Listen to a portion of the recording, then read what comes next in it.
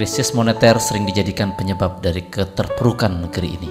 Banyak orang membahas dan mengutuk krisis moneter. Cukup menarik perkataan seorang pakar ekonomi. Tidak ada yang namanya krisis moneter. Yang ada adalah peristiwa perpindahan kekayaan dari satu orang ke orang yang lain. Karena jumlah uang tidak berkurang, jumlah kekayaan tidak bertambah, hanya saja dia berpindah.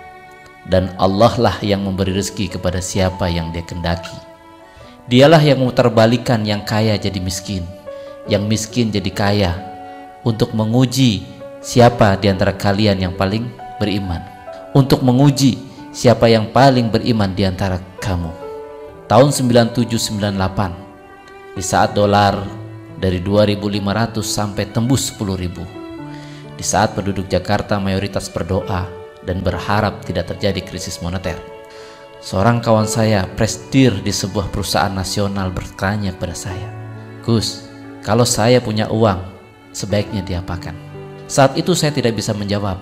Tidak lama kemudian, saya dapat info kalau beliau baru saja beli rumah, baru saja beli tanah, dan baru saja beli mobil, di saat orang lain melakukan hal yang sebaliknya.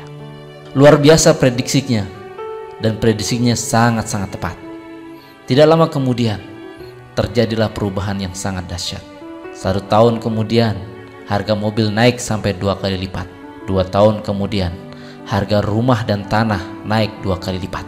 Baginya, krisis moneter bukanlah masalah, tapi bagaimana bersikap saat krisis moneter, itulah masalahnya.